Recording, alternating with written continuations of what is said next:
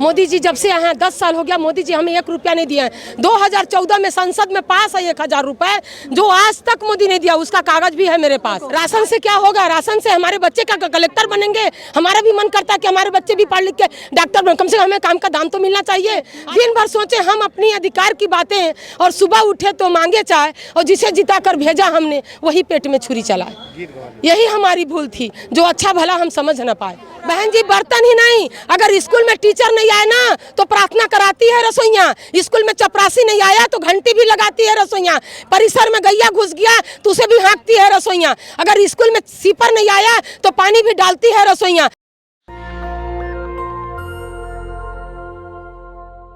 नमस्कार, मैं ज्योति यादव और आप देख रहे हैं नेशनल दस्तक। आप साफ तौर पर देखिए कि किस प्रकार से यहाँ पर हक दो की बात की जा रही है। साइकिल यात्रा जो इन्होंने हाथ में पोस्टर पकड़ा हुआ है, और ये तमाम महिलाएं जो आपको इस वक्त मेरे को दिखाई दे रही हैं, ये साफ तौर पर मिड डे मील वर्कर हैं। दोपहर का मध्य भोजन बनाती हैं और इन लोगों को प्रतिदिन में मात्र 66 रुपये दिया जाता है, 66 रुपीज़। और आप सोच के देखिए कि उसमें मिड डे मील के साथ साथ इन लोगों से एक्स्ट्रा काम भी करवाया जाता है, लेकिन उसकी कोई एक्स्ट्रा तनख्वाह नहीं दी जाती। इनके हक के लिए एडवोकेट गौरव यादव भी आए हुए हैं। मैं आप ही से शुरू करना चाहूँगी। सर, क्या कहना चाहेंगे जिस प्रकार से आप जंतर मंतर पर आए हैं? देखिए, ये पूरे देश का राष्ट्रीय स्तर का मुद्दा है। अभी 2 राज्य के, उत्तर प्रदेश और छत्तीसगढ़ से ये लोग आए हुए हैं। हम आपके दर्शकों को छत्तीसगढ़ की जो लोक धुन है, लोक राग है, उसमें ये नृत्य और गाना दोनों प्रस्तुत करेंगे। उसके प्रस्तुत करने से पहले मैं आपको बताना चाहता हूँ बहुत संक्षेप में कि ये लोग प्राइमरी और जूनियर में बच्चों को दौलत सिंह कोठारी के निर्देशों को, संस्कृतियों के आधार पर भोजन बनाने का काम करते हैं। लेकिन इनके भोजन बनाने का जो मेहनताना है वो मिड डे मील में जो हमारा मिनिमम वेज एक्ट है उससे बहुत कम है। केवल और केवल 66 रुपये एक दिन का जाता है। उसके बावजूद भी इनसे काम जो है 12 महीने लिया जाता है, और जून और जो एक ठंडी की छुट्टी होती है उसका वेतन इनको नहीं दिया जाता है। तो उस वेतन मांग को वृद्धि करने के लिए कि हमको 18,000 रुपया दिया जाए, हमको हमारा वेतनमान बढ़ाया जाए। उसके अलावा अगर बीच में कोई बनाते समय, चूल्हा बनाते समय गैस से कोई जल जा रहा है या मर जा रहा है तो उनको आश्रितों को भी वित्तीय सहायता। मैं पहले भी आई हूँ और जाहिर तौर पर ये मांगे अब की नहीं है, इससे पहले भी मैंने जंतर मंतर पर वहाँ किया था। सवाल ये है कि आखिरकार ये प्रदर्शन कब तक चलते रहेंगे, क्योंकि मांगे तो पूरी नहीं की जा रही हैं। देखिए, इसका सीधा सा उत्तर है जब प्रदर्शन तब तक चलते रहेंगे जब तक इनकी हक और अधिकारों को पूरा नहीं कर दिया जाता। लगातार अभी तो ये सिर्फ लोग प्रतिनिधि लोग आए हैं, ये जो देख रहे हैं ना, ये प्रतिनिधि हैं, अपने ब्लॉक के लोग, नेता लोग हैं। अभी आम रसोइया जो है नहीं आया है। जिस दिन आम रसोइया आ जाएगा तो उनकी संख्या लगभग 40 लाख के ज़्यादा है। उनके कलछुल, पलटे, चाकू, कढ़ाई, भगोना, और उसको अगर वो रखने वाला लग जाए तो दिल्ली के इस जंतर मंतर पे जगह नहीं मिलेगी। किस प्रकार से इन लोगों को प्रताड़ित किया जाता है? अरे प्रताड़ित तो यही किया जाता है, सबसे कम ज़्यादा वेतन दिया जा रहा है, सबसे कम वेतन जाता है, ये प्रताड़ना है। हम लोग रोजी रोटी पे समस्या बन पड़ी है। हम 1 महीना काम करते हैं, 2 घंटा सरकार बस बोलने के लिए रहता है, तो 6 घंटा हमें काम करने में लग जाता है। मोदी जी जब से आए हैं 10 साल हो गया, मोदी जी हमें 1 रुपया नहीं दिए हैं। 2014 में संसद में पास है 1000 रुपए, जो आज तक मोदी ने दिया, उसका कागज भी है मेरे पास आज तक। मोदी जी जैसे क्या बता रहे हैं, ना देने का कारण क्या है? ना देने के कारण गरीबों पे कभी वो चीज़ किए ही नहीं है। हम लोग को 1 रुपया नहीं दिए, बढ़ा हुआ राशि अभी तक नहीं दिए। हम सोच रहे हैं अब मोदी जी देंगे, बोलते हैं गरीब के बच्चे हैं। हमें तो बिल्कुल नहीं पता चलता गरीब के बच्चे हैं। ये तो उद्योगपति और अदानी, अंबानी और जितने व्यापारी पति हैं उनके बच्चे हैं, क्योंकि आज के डेट में सब्सिडी जो निकला है और जितने सब्सिडी के माध्यम से सभी कोई उसका हर जाना भरता है। सरकार कह रही है राशन तो दे रहे हैं ना आप लोगों को। राशन से क्या होगा? राशन से हमारे बच्चे का कलेक्टर बनेंगे। हमारा भी मन करता है कि हमारे बच्चे भी पढ़ लिख के डॉक्टर बने, कम से कम हमें काम का दाम तो मिलना चाहिए। आज के डेट में मजदूर का 18,000 वेतन है, वो तो हमें मिलना चाहिए, लेकिन हमें बिल्कुल नहीं। इसी बीच में मैं एक कविता भी बनाई थी। मैं बोली थी, दिन भर सोचे हम अपनी अधिकार की बातें, दिन भर सोचे हम अपनी अधिकार की बातें, और सुबह उठे तो मांगे चाय, और जिसे जिता कर भेजा हमने वही पेट में छुरी चलाए। यही हमारी भूल थी जो अच्छा भला हम समझ न पाए। अच्छा, कहाँ से आई हैं आप तमाम महिला? छत्तीसगढ़ से आई हूँ। मध्याह्न भोजन रसोइया। कितने लोगों की समस्या उठा रही हैं आप? कितनी महिलाएं हमारे होंगी जो यहाँ छत्तीसगढ़ में हमारे यहाँ 1 लाख पूरे भारत में 40 लाख हैं, छत्तीसगढ़ में 87,000। बताइए इतने लोग कब से मात्र 66 रुपए दिया जाता है आप लोगों को? हम लोग का 2010 में मनमोहन सिंह मतलब 1,000 यहाँ से किए थे और बाकी मतलब 75% केंद्र सरकार को देना है और 25% राज्य सरकार को देना है। लेकिन आज तक केंद्र सरकार जब से आए हैं मोदी जी तब से 1 रुपया नहीं दिए हैं। मनमोहन सिंह का योजना था, उन्होंने एक मंशा था कि गरीब के बच्चे अपने बच्चे को लेकर जब घर से निकलते हैं तो बच्चे पढ़ नहीं पाते हैं, उनको एक तबके का हमने भोजन मतलब दें ताकि बच्चे को पौष्टिक भोजन मिले। बहनें बताते हैं, मोदी जी कहते हैं बहन हो आप उनकी। कोई बहन नहीं, शोषण कर रहे हैं, हम लोगों का साथ शोषण हो रहा है। हमारे भारत में 40 लाख मध्याह्न भोजन मिड डे बहनें हैं जो आज तक हम लोग सब शोषण के शिकार हैं। सिर्फ भोजन बनाने के साथ साथ बर्तन भी साफ करवाए जाते हैं आप लोगों से? सारे बर्तन साफ। बहन जी बर्तन ही नहीं, अगर स्कूल में टीचर नहीं आए ना तो प्रार्थना कराती है रसोइयाँ, स्कूल में चपरासी नहीं आया तो घंटी भी लगाती है रसोइयाँ, परिसर में गैया घुस गया तो उसे भी हाँकती है रसोइयाँ, अगर स्कूल में सीपर नहीं आया तो पानी भी डालती है रसोइयाँ, अगर स्कूल में कोई अधिकारी कर्मचारी आ गया चेक इन में कोई अधिकारी कर्मचारी आया तो स्कूल में कोई नहीं मिलता तो मिलती है रसोइयाँ। हमारी मांगे पूरी करो, हक दो, हक दो, वरना गद्दी छोड़ दो, हक दो, हक दो, वरना गद्दी छोड़ दो, हक दो। केंद्र सरकार होश में आओ, होश में आकर बात करो, बात तो तुझे करनी होगी, आप बेगारी नहीं करेंगे, हमारी मांगे पूरी करो, केंद्र सरकार होश में आओ, बोल मयूरा हल्ला बोल, ताली पीट के हल्ला बोल, मोदी जी पे हल्ला बोल,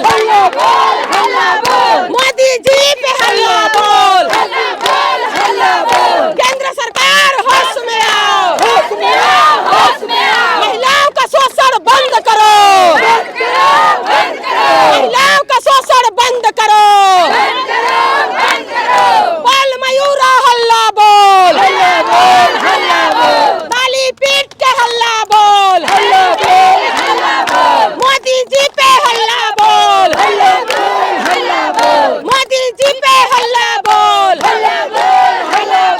तो साफ तौर पर देखिए तमाम महिलाएं जो आई हैं वो कह रही हैं मोदी जी पर हल्ला बोल, क्योंकि इनकी मांगे अब से नहीं सालों से चली आ रही हैं। बावजूद इसके सुनवाई ना होने के कारण ये लोग इस भरी दोपहरी में यहाँ पर जंतर मंतर पर बैठे हैं।